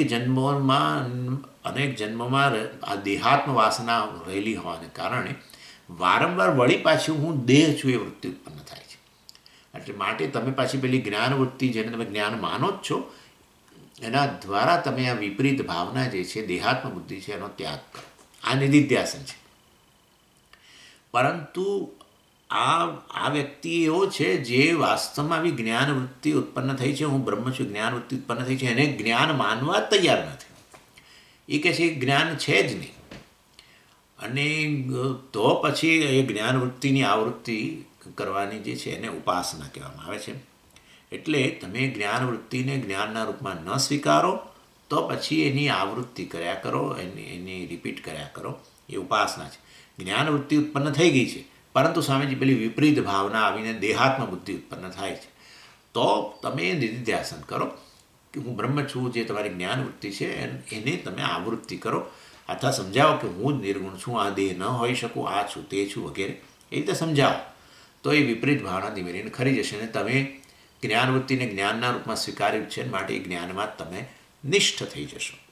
પરંતુ આ વ્યક્તિને માટે જે જ્ઞાનવૃત્તિ જે ઉત્પન્ન થઈ છે, આણે પણ એટલું જ શ્રવણ કર્યું છે, પરંતુ એ હજુ સ્વીકારવા જ તૈયાર નથી કે મને જ્ઞાન ઉત્પન્ન થયું છે. તો શું કરવું? પેલી વ્યક્તિએ તો સ્વીકારી લીધું, મને થઈ ગયું છે, જ્ઞાન ઉત્પન્ન થયું છે, પરંતુ આ અનાદિ જન્મોમાં જે આ દેહાત્મ સંસ્કાર રહેલા છે, વાસના રહેલી છે, એને કારણે વળી પાછું આ હું દેહ છું એ વસ્તુ આવે છે. એનીવે, એટલે આ રીતે આ ઉપાસના, આ રીતે અદૃષ્ટ જે પ્રતિબંધ જે છે એના એટલે આ ઉપાસના કરવાનું કહે છે. કારણ કે છેવટે આ તો હું બ્રહ્મ છું એ દ્વારા હું પરમાત્મા છું એ પ્રકારની જ આવૃત્તિ છે, અને એ ઉપાસના દ્વારા વાસ્તવમાં અદૃષ્ટ કોઈ પ્રકારનો પાપ કે દુરિત જે છે પ્રારબ્ધના અંતર્ગત એ વસ્તુ દૂર થાય. કંઈ નવું ઉત્પન્ન ના થાય, જ્ઞાનવૃત્તિ થયેલી જ ઉત્પન્ન, પણ એ સ્વીકારતો નથી, આટલું જ. અને ત્યારે એ જ્ઞાનવૃત્તિને હવે જ્ઞાનના રૂપમાં સ્વીકારે, પર પ્રતિબંધની નિવૃત્તિ થાય, અને પછી જરૂર પડે તો નિધિધ્યાસન કરે જ. કારણ કે દેહાત્મ બુદ્ધિ તો છે જ, એટલે દેહાત્મ બુદ્ધિ ઉત્પન્ન થતી હોય ત્યારે વારે વારે નિધિધ્યાસનની અંદર એ પછી પોતાની જાતને આ રીતે હું બ્રહ્મ છું, આત્મા છું એ પ્રકારે સમજાવે. અને એમાંય ત્યારે આ વસ્તુ છે જ, હું બ્રહ્મ છું, હું નિર્ગુણ છું, હું આ દેહથી મુક્ત છું, એમ વારે વારે એમાંય કહેવાનું જ છે. એમાંય આવૃત્તિ છે, પરંતુ જ્ઞાનવૃત્તિનો જ્ઞાનના રૂપમાં સ્વીકાર થઈ ચૂક્યો છે નિધિધ્યાસન કરનારા માટે. પણ આ તો સ્વીકારવા જ તૈયાર નથી કે આવું ઉત્પન્ન થયું છે, અને એ કોઈક અદૃષ્ટ પ્રતિબંધને કારણે હતો, અને એ વસ્તુ આમાંથી એ મુક્ત બને છે. ત્યારે પછી આ ઉપાસના જે છે એને કારણે હવે જ્ઞાનવૃત્તિ જે એના માટે આભાસરૂપ હતી એને ભાઈ સ્વીકારે છે. અને ત્યારે પછી નિધિધ્યાસન માટે તૈયાર થાય છે, અને છેવટે વસ્તુ દ્રઢ બની જાય કે હું નિત્ય મુક્ત છું નિધિધ્યાસનને અંતે. અને માટે પછી એના માટે હવે મોક્ષ જીવનનું ધ્યેય ન રહ્યું, હવે એ કહે છે કે હું નિત્ય મુક્ત છું. અને શાસ્ત્રમાં આ પ્રકારે આવું આજે આપણો વિચાર કર્યો આ રીતનું સમસ્યા વગેરેને એનું સમાધાનનો, એ શાસ્ત્રની અંદર કંઈક સરસ સુંદર દૃષ્ટાંત દ્વારા આ વસ્તુ સમજાવવામાં આવેલી છે. સંક્ષેપ શારીરિક અને વિચારસાગર બંનેની અંદર આ કથા રહેલી છે, જેના દ્વારા આ જે સમસ્યા જે છે સાધકની એ વસ્તુ સમજાવવામાં આવી છે. કે એક રાજા હતો, એ શિકાર માટે વાસ્તવમાં વનમાં ગયો, અને જ્યારે એ શિકાર કરી રહ્યો હતો ત્યારે એણે પોતાના રાજ્યનો મંત્રી ભરછુ જે છે એને વાસ્તવમાં જોયો, અને ભરછુને જોઈને વાસ્તવમાં એકદમ આશ્ચર્યચકિત થઈ ગયો. થોડોક ભય પણ ઉત્પન્ન થયો, કારણ કે આ ભરછુ છે એના રાજ્યની અંદર મંત્રી હતો, અને એ ભરછુ આવી રીતે વનમાં જ્યારે એકવાર નીકળેલો ત્યારે વાસ્તવની અંદર પછી પાછો ના આવ્યો. ત્યારે બીજા મંત્રીઓ જે હતા, કારણ કે આ ભરછુ છે ને બહુ જ હોશિયાર મંત્રી હતો, અને માટે રાજાનો ખાસ માણસ ગણાતો. એટલે ભરછુ જ્યારે પાછો ના આવ્યો ત્યારે આ મંત્રીઓએ કાવા દાવા કરીને રાજાના કાન ભેરવીને અને આખા રાજ્યમાં ઢંઢેરો પીટાવીને કહી દીધું કે આ ભરછુ તો મરણ પામે છે. એટલે વાસ્તવ ભરછું એ તો એની સાધના માટે નીકળી ગયેલો, પરંતુ આ લોકોએ આવો ભ્રમ ફેલાવી દીધો કે કદાચ એ પાછો ભરછું આવી જાય તો અમારા બધા મંત્રીઓનું પદ જોખમમાં આવી જાય. એટલે અમે એમની રાજાને એ બહુ વહાલો હતો, માટે રાજાના મનમાં કોઈક રીતે ઠસાવી દી કે એ તો મરણ પામી ગયો છે, તો ભવિષ્યમાં આવે તો પણ એને કાઢી મૂકે ભૂત માનીને. એટલે એમ કરીને એને આ રીતે આખા રાજ્યમાં આવી રીતે દાવપેચ કરીને પ્રચાર કરાવી દીધો, રાજાના મનમાં ઠસાવી દીધું. અને એ વાતને તો હવે 10 વર્ષ થઈ ગયા. એ પહેલાં જ્યારે આવું શરૂમાં જ્યારે જતો રહ્યો ને આવું જ્યારે પહેલાં મંત્રીઓએ કહ્યું એને કે ભરછું તો મરણ પામે, ત્યારે ખૂબ રડ્યો, કારણ કે બહુ સક્ષમ હતો મંત્રી. અને આવું થોડોક વખત થયું પછી તો ધીરે ધીરે ભૂલી ગયો, અને વાતને હવે 10 વર્ષ થઈ ગયા. અને હવે રાજા શિકારે નીકળ્યો ત્યારે એણે આ ભરછુને જોયું વનની અંદર તપસ્યા કરતો. એટલે એને તો ડેફિનેટલી જ થયું ને, પેલા વાળ વધી ગયેલા ને બધું. એટલે એને થયું કે ભરછું તો મરણ પામ્યો છે, અને આ છે ભરછું જેવો જ દેખાય છે. એટલે વાસ્તવમાં ભરછુને અને માટે જ્યારે એણે ભરછુને જોયો ત્યારે ખરેખર વાસ્તવમાં ભરછું જ્ઞાન જ ઉત્પન્ન થયું. કેમ તમે એને જ્ઞાન કહો છો? કારણ કે રાજા છે, પ્રમાતા છે. એણે પોતાની આંખનો ઉપયોગ કરીને સામે જ બેઠેલા ભરછુને જોયો. એના આ આંખની પાછળ એનું મન પણ રહેલું છે. પ્રમાણ મતલબ એનો ઉપયોગ કર્યો. આંખ અને મન બંને પણ એની સાથે બંને એ ભરછુનો સંપર્ક પણ કરે છે. પોતે પ્રમાતા છે, પ્રમેય ભરછું છે, બધું છે. પ્રમા ઉત્પન્ન થઈ છે બિલકુલ સ્પષ્ટપણે. અને કેવું જ્ઞાન ઉત્પન્ન થયું છે? અપરોક્ષ જ્ઞાન, પ્રત્યક્ષ જ્ઞાન છે, સામે જ છે. એવું એ નથી પરોક્ષ જ્ઞાન ઉત્પન્ન થયું હોય, અપરોક્ષ જ્ઞાન ઉત્પન્ન થયું. અને એટલે રાજાના મનની અંદર ભરછું વિષયક અપરોક્ષ જ્ઞાન ઉત્પન્ન થયું. ભરછું વિષયક જ્ઞાન વૃત્તિ ઉત્પન્ન થઈ છે કે આ ભરછું છે એ રીતને. અને તો પછી એણે વાસ્તવમાં એને જઈને ભેટી જવું જોઈએ કે હું તો તને મૃત્યુને અધીન માનતો હતો ને તું તો ખરેખર જીવું છું, ચાલ તું મારા રાજ્યમાં પાછો આવ ને આમ તેમ કરીને ઉપરથી એને આનંદ થવો જોઈતો હતો. પણ એને બદલે કોઈક પ્રકારના પ્રતિબંધને કારણે એ આ ભરછું છે એ વસ્તુ સ્વીકારવા તૈયાર નથી. ભરછું જ્ઞાન વૃત્તિ ઉત્પન્ન થવા છતાં પણ એ જ્ઞાન વૃત્તિને જ્ઞાનના રૂપમાં સ્વીકારવા તૈયાર નથી. હજુ એને આભાસ જ માને છે. કારણ કે 10 વર્ષ વીતી ગયા છે અને એ 10 વર્ષ દરમિયાન એણે એના મનની અંદર આ વસ્તુ ઠસી ગઈ છે. શું? કે તો મરણ પામ્યો છે. આ પ્રતિબંધને કારણે કે ભરછું મરણ પામ્યો છે એ પ્રકારના પ્રતિબંધને કારણે ભરછુનું અપરોક્ષ જ્ઞાન ઉત્પન્ન થવા છતાં પણ આ ભરછું છે અને મારામાં ભરછું વિષયક મતલબ હું ભરછુંનું અત્યારે અપરોક્ષ જ્ઞાન મને છે એ સામે બેઠો છે એ પ્રકારનું એ સ્વીકારવા તૈયાર નથી. એટલે આ હું જોઈ રહ્યો છું એ ભરછું નથી પણ ભૂત છે, ભરછુંનું ભૂત છે એ પ્રકારે એ કહે છે.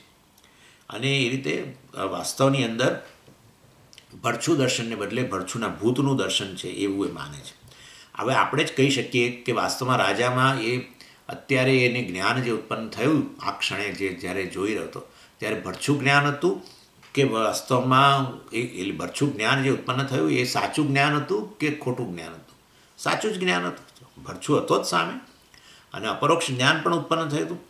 અને આ રીતે વાસ્તવમાં સાચ ભરછું જ્ઞાન વૃત્તિ ઉત્પન્ન થવા છતાં પણ કોઈક પ્રકારના અવરોધને કારણે કોઈક પ્રકારનો એટલે અવરોધ જાણીએ છીએ આપણે કયો કે ભરછું મરણ પામ્યો છે, વાતને તો 10 વર્ષ વીતી ગયા અને આ માટે ન હોય. અને એ રીતે એ આ ભરછું જ્ઞાન વૃત્તિને જ્ઞાનના રૂપમાં સ્વીકારવા તૈયાર નહોતો. એટલે વાસ્તવમાં આ વ્યક્તિએ રાજાએ શું કરવું જોઈએ? નવું ભરછું જ્ઞાન ઉત્પન્ન કરવાની જરૂર નથી. ઓલરેડી એના મનમાં ભરછું વૃત્તિ, અપરોક્ષ ભરછું વૃત્તિ રહેલી જ છે, જ્ઞાન વૃત્તિ. અને પરંતુ એની સામે જે પેલો પ્રતિબંધ છે એ પ્રતિબંધની નિવૃત્તિ કરવાની છે, જેને કારણે આ જ્ઞાનવૃત્તિને જ્ઞાનના રૂપમાં સ્વીકારવા તૈયાર નહોતો. અને માટે કોઈ નવું પ્રમાણ પણ લાવવાની જરૂર નથી. આ પૂરતું છે. એનું આંખ એને મન બધું સાબુત જ છે. અને એ રીતે અત્યારે જ એનો જે ભરછુંનો અનુભવ થઈ રહ્યો છે એ વસ્તુ વાસ્તવમાં ભરછુંના ભૂતોનો અનુભવ નથી. અને એ રીતે વાસ્તવમાં અત્યારે જે હું જોઈ રહ્યો છું ભરછું જ છે, અપરોક્ષ જ્ઞાનવૃત્તિ એને ઉત્પન્ન થયેલી છે ભરછુંની, એ જ્ઞાન જ છે એ સ્વીકારવું જોઈએ. એની સામેનો પેલો પ્રતિબંધ છે કે મરણ પામ્યો છે આ બધું અને એ બધું જે ભ્રમ છે એની નિવૃત્તિ કરે તો એ જ જ્ઞાનવૃત્તિને એ જ્ઞાનના રૂપમાં સ્વીકારે. કશાની જ્ઞાનવૃત્તિ? ભરછું જ્ઞાનવૃત્તિ. એવી રીતે વાસ્તવમાં આપણી જે સમજ જે છે, અર્થાત એની ભરછું વિષયક જે સમજ છે ઓલરેડી, એ અપરોક્ષ જ્ઞાન જે છે એ એણે સ્વીકારવું જોઈએ. એને બદલે એણે ભ્રમના રૂપમાં સ્વીકાર્યું, અર્થાત એ આભાસ છે એવું એના મનમાં સ્વીકાર્યું.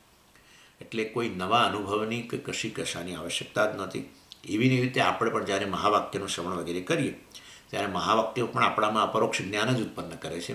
હું બ્રહ્મ છું એ પ્રકારનો સ્પષ્ટ આપણા મનમાં ખ્યાલ પણ ઉત્પન્ન કરે છે, જ્ઞાન ઉત્પન્ન કરે છે. અને એ જ્ઞાનવૃત્તિ ઉત્પન્ન થઈ મહાવાક્ય પ્રમાણ દ્વારા, ત્યારે એ જે સમજ જે છે, અર્થાત હું બ્રહ્મ છું એ પ્રકારની સમજ, એ જ અપરોક્ષ જ્ઞાન છે. પરંતુ કેટલાક સ્ટુડન્ટ્સ એ વસ્તુને એ સ્વીકારવા તૈયાર નથી હોતો. જેવી રીતે પેલા રાજા જેમ સ્વીકારતો નથી, ભરછુનું અપરોક્ષ જ્ઞાન થવા છતાં પણ એ મનમાં ઉત્પન્ન થયેલું ભરછું જ્ઞાનવૃત્તિને સ્વીકારવા તૈયાર નથી. એને બદલે ભૂતના દર્શન કરે છે. અને એવી રીતે વાસ્તવમાં અને જતો રહ્યો. પછી એ વાર્તામાં એવું જ છે, એ જતો રહ્યો એને ભૂત માની, અને એને કારણે એને ઘણું સહન કરવું પડે. એ ભરછુને જોઈ ખરેખર જ્ઞાનવૃત્તિ જે છે એને જ્ઞાનના રૂપમાં સ્વીકારી હોત તો એ અર્થાત ખરેખર ભરછું બેઠો છે એમ જ એણે કહ્યું હોત તો પછી તો કેટલો આને આનંદ થાત. કારણ કે એ મરણ પામ્યો ત્યારે કેટલો રડ્યો હતો. એટલે વાસ્તવમાં આ રીતે પોતે જ્ઞાનવૃત્તિ ઉત્પન્ન થઈ છે, અપરોક્ષ જ્ઞાનવૃત્તિ, પણ છતાં પ્રતિબંધને કારણે ન સ્વીકાર્યું, તો એને કારણે એને કેટલું ગુમાવવું પડ્યું. અને ત્યાર પછી એણે જવાનું ટાળ્યું. બધી વિચાર સાગરમાં બહુ લંબાણથી ચર્ચા છે. પરંતુ એવી રીતે આપણે પણ જ્ઞાનવૃત્તિ ઉત્પન્ન થાય છે કે હું બ્રહ્મ છું મહાવાક્ય વગેરેના શ્રવણને કારણે, છતાં પણ આપણે કોઈક રીતે એને સ્વીકારવા તૈયાર નથી. ને એને કારણે આપણે આ મુક્તિનો જે આનંદ જે છે એનાથી આપણે વંચિત રહીએ છીએ. આપણને એમ છે કે હજુ જ્ઞાન તો ખરેખર જ્ઞાન તો હજુ થયું નથી, હવે થશે, શ્રવણ કરતા રહીશું. એટલે આગળ જતાં અત્યારે તો ખાલી સમજ છે, અત્યારે તો મનમાં સમજ છે. અને સમજ એ જ્ઞાનવૃત્તિ વગર સમજ કઈ રીતે હોય એ આપણને સમજાતું નથી. પરંતુ આપણે જે વાસ્તવમાં આપણા મોક્ષનો જે આપણને અનુભવ થયેલો છે ને, જેને આ જ્ઞાન રૂપે પણ સમજીએ છીએ કે હું મુક્ત છું, એને આપણે જ જાણે વળી પાછા ટાળીએ છીએ. મને લાગે છે કે ખરેખર હું હજુ મુક્ત નથી. વાસ્તવ સમજ તમે બરાબર છે, પણ મને હજુ આમ સમજાયું તો છે કે હું બ્રહ્મ છું, એક બહુ સ્પષ્ટ થયું છે, માથું ડોલાવે. પરંતુ હજુ ખરેખર મને એવો મનમાં અપરોક્ષ જ્ઞાન થયું નથી. એટલે ભાઈ આ મહાવાક્ય જે અપરોક્ષ જ્ઞાન માટે છે કે પરોક્ષ જ્ઞાન માટે છે? નહીં તો તમે કદી હું બ્રહ્મ છું એવું તો બોલો જ નહીં. તમે સ્પષ્ટપણે સમજાવો. હું કહું કે ના તમે બ્રહ્મ છો એવું ના બોલશો, આ સામે બેઠેલું છે એ બ્રહ્મ છે એવું એને સમજાવો. ના સ્વામીજી, અહમ જ વાસ્તવમાં બ્રહ્મના રૂપમાં છે. એ જીવ બ્રહ્મનું અપરોક્ષ જ્ઞાન છે, અર્થાત હું જીવ નથી, બ્રહ્મ છું એ પ્રકારનું. અને છતાંય મને હજુ હું મુક્ત છું એવી ફિલિંગ નથી. અને આ રીતે વાસ્તવની અંદર એ વ્યક્તિ સ્વીકારવા તૈયાર નથી. આને કયો અવરોધ છે? તો આવું કોઈ પેલા દ્રષ્ટ અવરોધ નથી, પ્રમાણ સંભાવના અને પ્રમેય સંભાવના અને આવું કશું નથી, પણ અવરોધ છે એ નક્કી થઈ ગયું. અને આવા અદૃષ્ટ અવરોધ છે. એટલે હું સમજી ગયો છું, પરંતુ હજુ મને એવું લાગતું નથી હું મુક્ત છું. બસ એટલે એનો અર્થ કે કંઈક અવરોધ છે. હું સમજી તો ગયો કે આ ભરછું છે, પણ હું સ્વીકારવા તૈયાર નથી કે ખરેખર ભરછું છે, આ તો ભૂત છે. તો પછી કંઈક અવરોધ છે. એમ ભરછુને જુએ છે સ્પષ્ટ રીતે, આંખ મને એની પાછળ હાજર છે. એવું નથી કે એનું મનની અંદર કંઈક ગોટાળા છે. સ્પષ્ટપણે આંખે એની સારી છે. બધું પ્રમાણનો ઉપયોગ કર્યો ને માટે પ્રમેયનું જ્ઞાને થયું પ્રમાતાને, રાજાને. પરંતુ છતાંય અને પરોક્ષ હોય તો પાછું ન સ્વીકારે. કોઈ વસ્તુ પરોક્ષ હોય, તમે કોઈક શબ્દો દ્વારા તમને, દાખલા કે રાજ્યમાં બેઠો હોત અને કોઈ કંઈકના ભરછું જીવતો છે ને મેં ફલાણા ઝાડ નીચે એને જોયો ને એની દાઢી વધી ગઈ છે, તો કદાચ ન સ્વીકારે, જુદી વસ્તુ છે. પણ પોતાની આંખેથી પોતે જુએ છે, પોતે એનો જાણે સાક્ષી, મતલબ એટલે આવું અપરોક્ષ જ્ઞાન કહેવાય. પરોક્ષ નથી, છતાં નથી સ્વીકારતો, તો પેલું અવરોધ.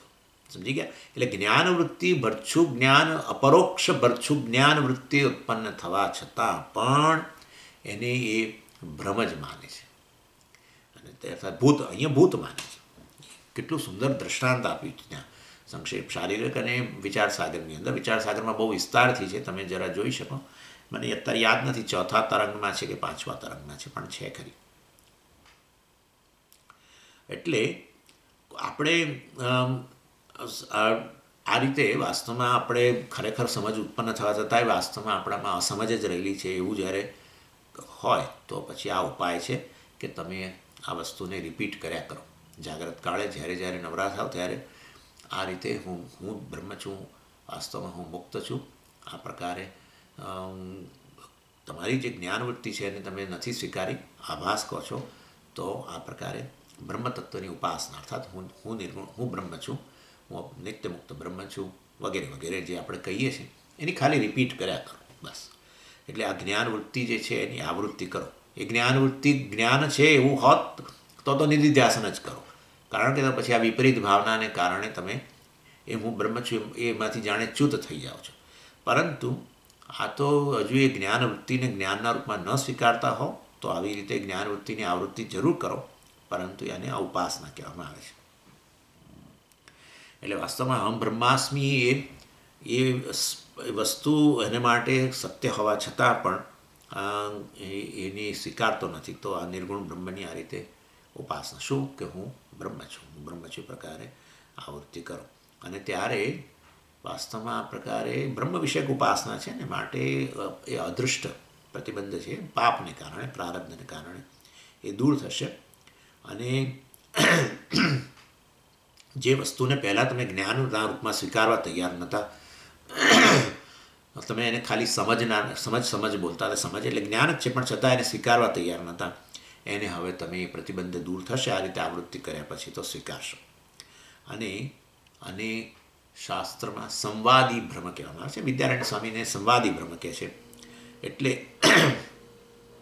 જ્ઞાનવૃત્તિ જે તમારા માટે જ્ઞાન તરીકે તમે સ્વીકારતા નથી એને ભ્રમ કહો છો, પરંતુ એને સંવાદી ભ્રમ કહેવાય છે. કારણ કે આ વ્યક્તિ જે છે, સાધક જે છે, એને જ્ઞાનના રૂપમાં સ્વીકારતો નથી. અને આ રીતે સંવાદી ભ્રમ જે છે એને તમે વારંવાર એને રિપીટ કર્યા કરો. સંવાદી ભ્રમ એટલે તમે સમજી ગયા છો, જ્ઞાનવૃત્તિ ઉત્પન્ન થઈ પરંતુ એને એ ભ્રમ માને છે. જ્ઞાન જ કહેવું જોઈએ પરંતુ એને ભ્રમ કહે છે, એને સંવાદી ભ્રમ કહેવાય.